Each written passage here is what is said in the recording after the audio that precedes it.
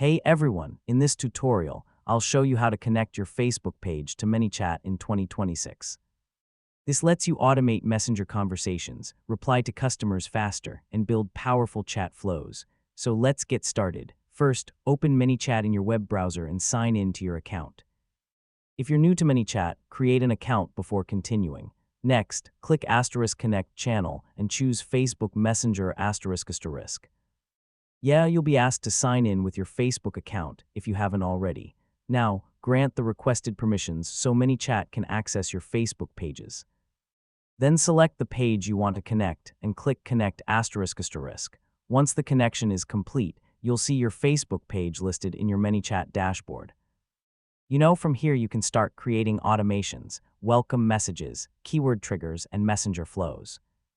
After that, send a test message to your Facebook page or use the preview tools in ManyChat to make sure everything is working correctly.